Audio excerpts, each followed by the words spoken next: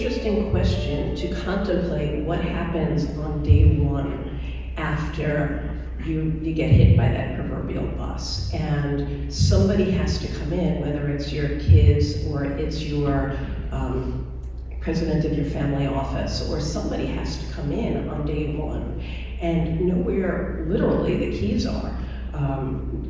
And so you need to leave, you need to think about what I like to call a comprehensive roadmap of phone numbers. So all your investment advisors and their phone numbers, all of your digital passwords, because let's face it, without access to your digital passwords, how are they possibly going to pick up on day one?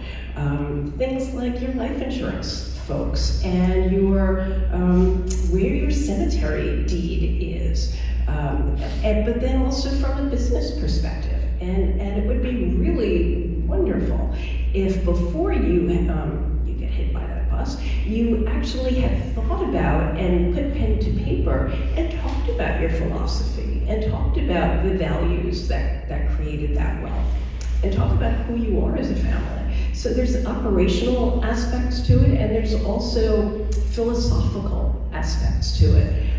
And putting it down in paper or in a video where you're speaking in your own authentic voice is critical, and especially if you've done something in your estate plan that is to you equitable but is not necessarily equal.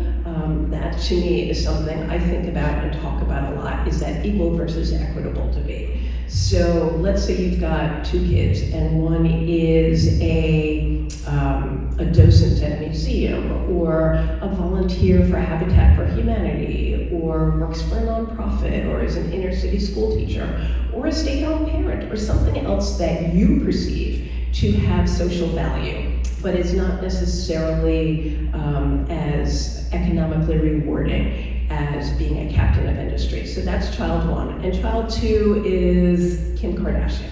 So regardless of what you may think about Kim, chances are she probably doesn't need help from mom and dad to pay next month's rent.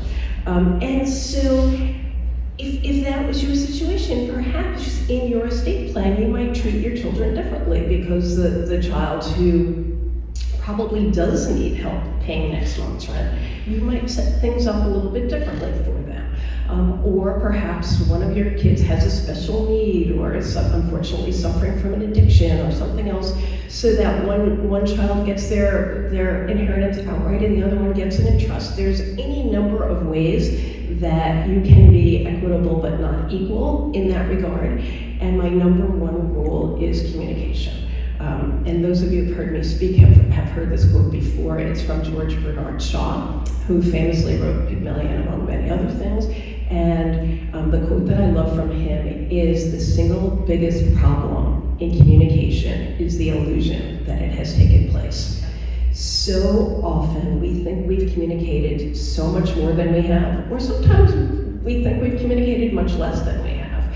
But sitting your kids down and explaining in your own voice why you've done what you've done can address so many problems before they arise, and hopefully will address the dreaded mom or dad loved you better issue with kids.